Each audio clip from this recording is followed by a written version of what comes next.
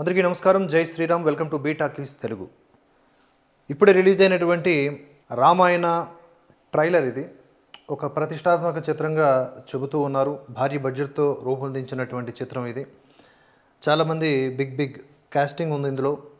అయితే ఈ ట్రైలర్ని ఒకసారి చూసి యథాతథంగా రామాయణంలో ఉన్నటువంటి విషయాల్ని వీళ్ళు అందించగలిగారా, శ్రద్ధాభక్తులతో వీళ్ళు కథని పరిశీలించే ఈ కథనాన్ని రూపొందించారా, వాల్మీకి రామాయణం యథాతథంగా అందించటమే మెయిన్ కర్తవ్యం. అది కాకుండా ఎక్కడన్నా సినిమాటిక్ లిబర్టీ వాడినా అది ధర్మానికి రామాయణానికి ఇబ్బంది కలిగించే విధంగా ఉండకూడదు. ఒకవేళ ఉంటే కనుక ఆ సినిమాపై రిలీజ్ అయిన తర్వాత అభ్యంతరాలు వ్యక్తమవుతాయి. రిలీజ్కి ముందే ఇందులో నటించినటువంటి నటీనటుల విషయంలో కొంత కాంట్రవర్సీ నెలకొంది. రణబీర్ కపూర్ ఒకానొక సందర్భంలో బీఫ్ నేను తింటాను, బీఫ్ నాకు ఇష్టమైన ఫుడ్ అని చెప్పాడు కనుక అటువంటి ఒక వ్యక్తిని రాముడి పాత్రలో చూడాలంటే ఇబ్బందిగా ఉంది అంటూ చాలామంది వ్యతిరేకించారు. ఆ తర్వాత సీతా పాత్ర పోషిస్తున్నటువంటి సాయి పల్లవి విషయంలో కూడా అలాంటి చర్చ నడిచింది. ఎందుకంటే పాకిస్తాన్ ఆర్మీ ఇండియన్ ఆర్మీతో కంపేర్ చేసి ఒకంత దేశానికి వ్యతిరేక వ్యాఖ్యలే చేసింది ఆవిడ. సరే, ఏదేమైనప్పటికీ కూడా సీత పాత్రలో ఆమె ఒదిగిందా, రాముడి పాత్రలో ఈయన శోభను కనబరిచాడా, రావణుడి పాత్రలో ఎవరు మెప్పిస్తూ ఉన్నారు, ఇవన్నీ కూడా మనం ఒకసారి ట్రైలర్ చూస్తూ మాట్లాడుకుందాం.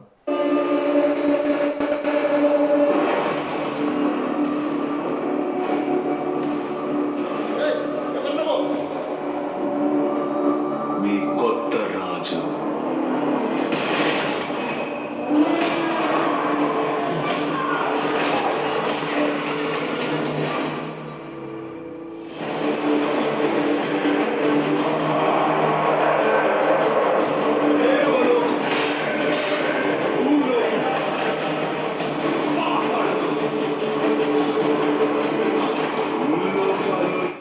మనకి ట్రైలర్లో స్టార్టింగ్లోనే మనకు కనిపిస్తున్నటువంటిది ఏమిటి అంటే రావణుడి ఎలివేషన్. రావణాసురుడు అంటే రావణుడు అత్యంత భయంకరమైన రాక్షసుడు, అహంకారి, స్త్రీ వ్యామోహి, ఇలాంటి ఎన్నో అవలక్షణాలతో కూడుకున్నటువంటి వ్యక్తి. అటువంటి వ్యక్తికి అనేకమైనటువంటి బలాలు ఉంటాయి, తపస్సు ఫలితంగా అతనికి లభించుంటాయి. వాటిని మిస్యూజ్ చేసుకుంటూ అన్ని లోకాలని హడలెత్తిస్తూ ఉంటాడు. దేవతలు సైతం ఇతన్ని ఎప్పుడు ఆ శ్రీ మహావిష్ణువు సంహరిస్తాడా అవతారం దాల్చి అని ఎదురు చూస్తూ ఉంటారు. అటువంటి తరుణంలో ఇలాంటి రావణుడు ఎంత భయంకరంగా కనిపించాలో అంత భయంకరంగా కనిపించే ఏర్పాట్లు ఈ కథ ద్వారా దర్శకుడు చేసినట్లుగానే కనిపిస్తోంది. ఒకంత దృశ్యాల్లో ఆర్టిఫిషియల్ ఇంటెలిజెన్స్ ఇన్వాల్వ్ చేసినట్లుగా ఉంది. ఎందుకంటే ఈ మధ్య చాలా అడ్వాన్స్డ్ టెక్నాలజీ వచ్చేయడంతో గ్రాఫిక్స్ అంటే ఈ గ్రాఫిక్ విజువల్స్ ఏవైతే ఉన్నాయో అవి అంత ఈజీగా మెప్పించే స్థాయిలో ఉండట్లేదు. అవి గొప్పగా ఉన్నాయి అని అనిపించాలంటే చాలా కష్టపడాల్సి వస్తుంది. కానీ అక్కడక్కడ కొన్ని షార్ట్స్ విషయంలో ఎందుకో కొంత డ్రాబ్యాక్ కనిపిస్తూ ఉంది. Too early to judge, but చూద్దాం. ఒక్కటే సామ్రాజ్యం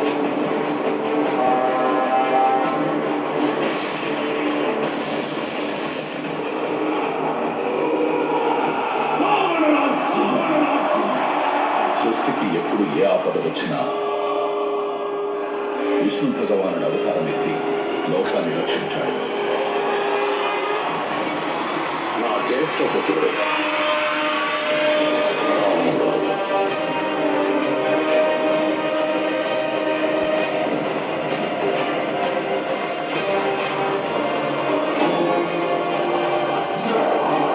లోక కళ్యాణం కోసం నా ప్రాణాలు అర్పించాల్సి వచ్చిన రాముడి పాత్ర విషయంలో మాత్రం రణబీర్ కపూర్ చాలానే కష్టపడ్డాడు. దానికి తగ్గట్లుగా ఆహారపు అలవాట్లు మార్చుకున్నాడు. సో అందులో భాగంగా అవన్నీ కూడా మనం పరిగణలోకి తీసుకుంటే ఈ లుక్ చాలా వరకు ట్రై చేశాడు. తన పాత్రలో ఏ విధంగా యాక్ట్ చేయాలో, ఎంతవరకు ఒదిగి ఉండాలో ఆ పాత్రలో అవంతా కూడా అంటే నాకైతే అనిపిస్తోంది పర్సనల్గా ఆయన జాబ్ ఆయన చేశాడు అనిపిస్తోంది. అయినప్పటికీ 100కి 100% రాముడిగా రణబీర్ కపూర్ సూట్ అయినట్లుగా అనిపించట్లేదు.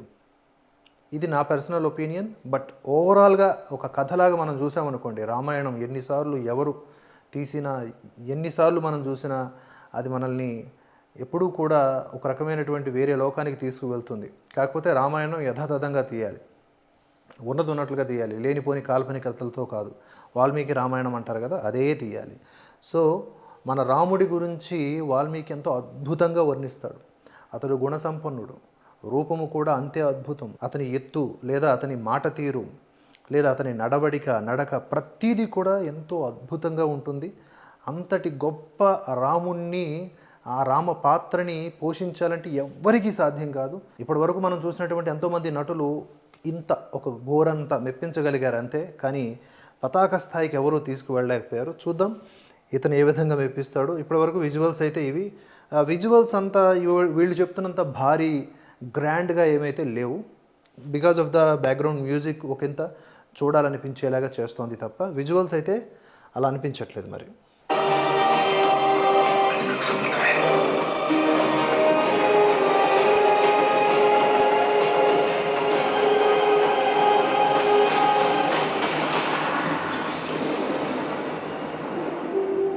నిర్ణయం తీసేసుకున్నాను. ఒక పుత్రుడిగా నా తండ్రి గారి వాగ్దానాన్ని నెరవేర్చడం నా కర్తవ్యం. నీకు 14 ఏళ్ల వనవాసం.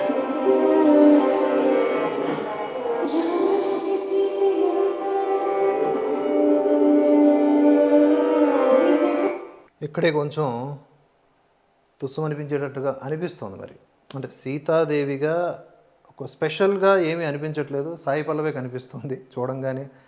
సీతాదేవి యొక్క అద్భుతమైనటువంటి ఆ రూపం అంటే మనం చదివేటప్పుడు మన కల్పనలోకి వస్తుంది కదా సీతమ్మ తల్లి. ఆ యొక్క భావన మనకి ఈ పాత్ర చేసే ఎవరినైనా చూస్తే కలగాలి. కొంచెంలో కొంచెమైనా బాపు గీసిన బొమ్మలాగైనా ఉండాలి. కానీ ఇక్కడ మాత్రం అలా అనిపించట్లేదు. ఏదో సినిమా హీరో ఇతర సినిమాల్లో కనిపించినటువంటి యాజ్ ఇట్ ఈస్గా అలాగే ఉందండి. అది సంగతి. మొత్తానికి రణ్బీర్ కపూర్ మాత్రం రాముడిగా కనిపించడానికి చేసిన ప్రయత్నంలో కొంత సఫలీకృతుడయ్యాడు. ఇక్కడ ఈవిడ మాత్రం దెబ్బేసేటట్టే ఉంది. మరి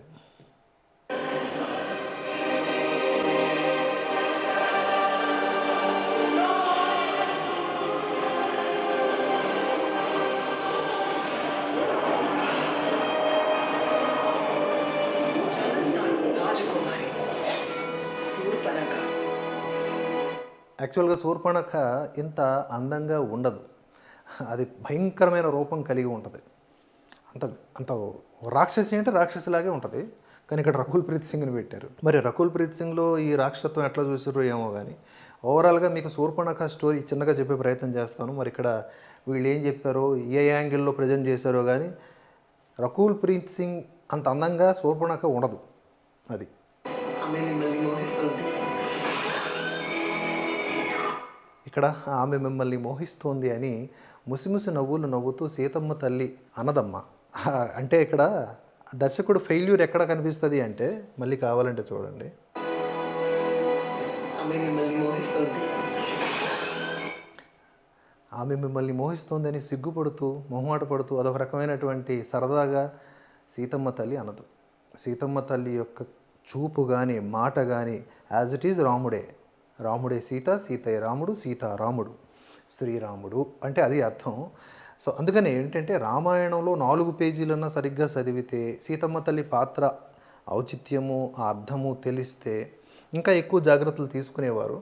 ఇక్కడ మరొక ఘట్టం చూడండి. ఆమె మిమ్మల్ని మోహిస్తుంది. అక్కడ కూడా ఒక రాంగ్ షాట్ పడింది. అంటే నేను రామాయణం బేస్ మీద చెప్తున్నా.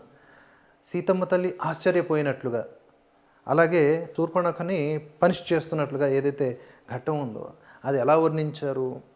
తొలుత ఈ శూర్పణఖ రాముణ్ణి మోహిస్తుంది. ఎవడింత అందంగా ఉన్నాడు, ఇతడు నాకు కావాలని చెప్పి అతడిని మోహిస్తుంది.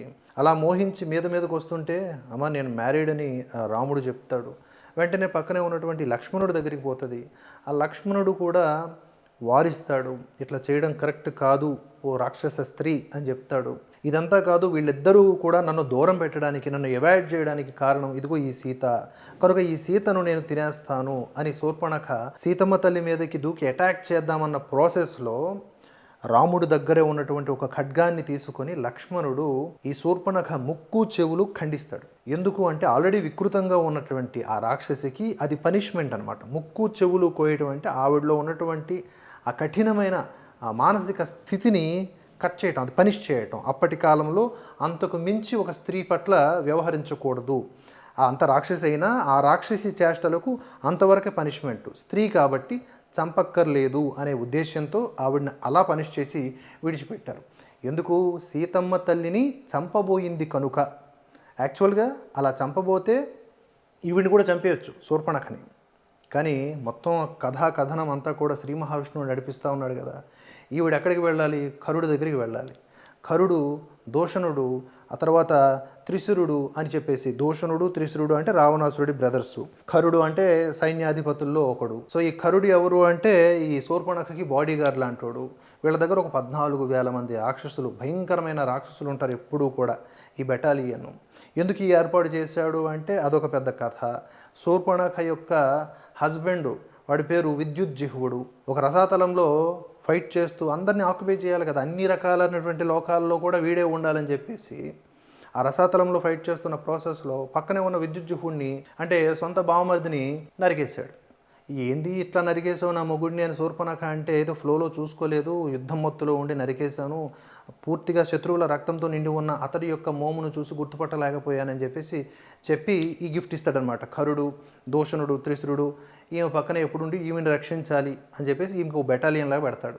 కాబట్టి వెంటనే ఈ శూర్పణఖ ఏం చేస్తుందంటే కరుడు దగ్గరికి వెళ్తుంది. కరుడు ముందు ఒక 14 మందిని పంపిస్తాడు, మహారాక్షసుల్ని. వాళ్ళందరినీ కూడా అలానే రాముడు క్షణాల్లో నాశనం చేస్తాడు. ఇంత పెద్ద రాక్షసుల్ని కూడా సంహరించాడంటే వీడు మామూలుడు కాదని చెప్పేసి రాముడి దగ్గరికి 14,000 మంది రాక్షసులతో దూషణుడు, కరుడు, ఆ తర్వాత త్రిశురుడు కూడా వస్తాడు. వాడికి 3 తలలు ఉంటాయి కాబట్టి త్రిశురుడు అంటారు. వీళ్ళందరూ కట్టగట్టుకుని వచ్చి ఏం పెర్ఫార్మెన్స్ ఇచ్చారంటే కేవలం 3 ముహూర్త కాలాల్లో, అంటే 48x3 2 గంటల 24 నిమిషాల సినిమా అనుకోండి. 2 గంటల 24 నిమిషాల్లో బాణాలు ఎప్పుడు తీస్తున్నాడో ఎప్పుడు వేస్తున్నాడో తెలియదు రాముడు. మొత్తం 14,000 మంది రాక్షసుల్ని తుదముట్టించేస్తాడు, నాశనం చేస్తాడు. కరుడు, దూషణుడు, త్రిశురుడు బ్యాచ్ సర్వం నాశనం. అప్పుడు ఏడ్చుకుంటా రావణాసురుడి దగ్గరికి పోతుంది. రావణాసురుడి దగ్గరికి పోయి ఇలా మొత్తం కథ చెప్తుంది. ముందెలా రాముడు, లక్ష్మణుడు అనేటోళ్ళు నా ముక్కు చెవి కోసారంటే రావణుడు పట్టించుకోడు, చాలా చెప్తుంది. సీతమ్మ తల్లి అందాల గురించి చెప్తుంది, చాలా అందగత్తి అనగానే వెంటనే వాడికి విపరీతమైన పిచ్చి కదా, వెంటనే మోహం వచ్చేస్తుంది, కామోద్రేకం వచ్చేస్తుంది. ఆ తర్వాత కరుడు, దూషణాదుల్ని వీళ్ళందరినీ కూడా చంపేశారు అంటే కోపం వచ్చేస్తుంది. అప్పుడు బయటకు వస్తాడు. నిజానికి ఒక చోట చెప్పుకుంటారనమాట, ఏమని, శూర్పణఖ ఆ ప్లాన్ ఆఫ్ యాక్షనే ఇదంతా కూడా. ఎందుకంటే తన సొంత భర్తనే చంపేశాడు కదా రావణాసురుడు. సో మొత్తానికి ఈ రావణాసురుడిని వాళ్ళ యొక్క బెటాలియన్ మొత్తాన్ని నాశనం చేయాలని చెప్పి శూర్పణఖే ఈ విధంగా ప్లాన్ గీసిందని చెప్తారు కొంతమంది. అదొక విశ్లేషణ. ఏదేమైనా ఇంత పెద్ద కథ ఉంది, ఇంత పెద్ద కథనం ఉంది, అది వాల్మీకి రామాయణంలో ఉన్నది.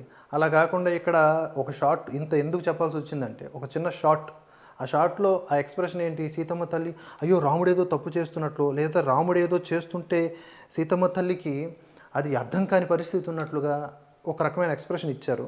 మరి ఓవరాల్ సినిమాలో ఎలా ఉంటుందో తెలియదు కానీ సీతమ్మ తల్లి మీదకి ఆవిడ అటాక్ వస్తుంది, తినేయబోతోంది. అది రాక్షసి. అది సీతమ్మ తల్లి అశోకవనంలో ఉన్నప్పుడు కూడా చుక్కలు చూపిస్తుంది. ఇది మన ఆంజనేయ స్వామి గారు అక్కడికి వెళ్ళి చూసినప్పుడు ఇది కూడా సీతమ్మ తల్లిని వేధిస్తూ ఉంటుంది ఈ శూర్పణఖ. సో అది క్యారెక్టర్, అలా బిల్డ్ చేయాలి, అలా ప్రొజెక్ట్ చేయాలి, అలా చూపించగలగాలి. శూర్పణఖని ఇంత వయ్యారంగా అందంగా చూపిస్తే ఎట్లా అబ్బా, అది మొత్తానికి. ఖచ్చితంగా ప్రతీకారం తీర్చుకుంటారు శూర్పణఖ. రాముడి మరణం భీకరంగా ఉంటుంది, అవమానం ఘోరంగా ఉంటుంది. రావణుడు ముల్లోకాలకు అధిపతి అయితే ఆ ముల్లోకాల సాక్షిగానే నేను అతన్ని వధిస్తాను. నా సీతను నేను తిరిగి తీసుకొస్తాను.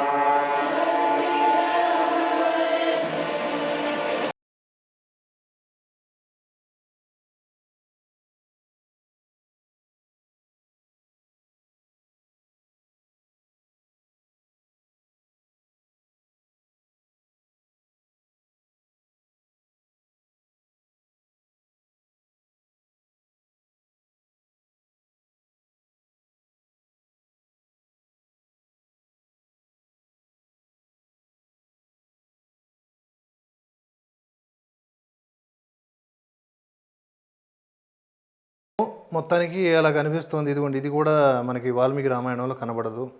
నాకు తెలిసి లక్ష్మణుడి పాత్ర. సో రావణుడు అపహరించడానికి వచ్చినప్పుడు గీత గీస్తాడని అంటారు కదా, అది కూడా మనకి వాల్మీకి రామాయణంలో కనబడదు. గీతలు గీయటం అవేం ఉండవట. అవి వేరే వేరే రామాయణాల్లో మనకు కనిపించేటటువంటి ఒక రకమైన కొత్త కోణం విశ్లేషణలు. సరే, భక్తిపూర్వకంగా ఎవరు ఏ విధంగా రాసుకున్నా కూడా ఆ రామగాథ అద్భుతంగానే ఉంటుంది. మొత్తంగా చూసుకుంటే ఎంతో ప్రతిష్టాత్మకంగా భారీ బడ్జెట్తో రూపొందించినటువంటి ఈ చిత్రం ట్రైలరు నాకైతే యావరేజ్గా అనిపించింది. రామాయణాన్ని యథాతథంగా అందిస్తే చాలు, అంతకుమించి దీనిపైన నాకు ఎక్స్పెక్టేషన్స్ ఏమీ లేవు. చూద్దాం రిలీజ్ అయినప్పుడు ఈ సినిమా సంగతి. అప్డేట్స్ కొనసాగుతూనే ఉంటాయి. సబ్స్క్రైబ్ చేసుకొని సపోర్ట్ చేయండి. జై హింద్, జై భారత్.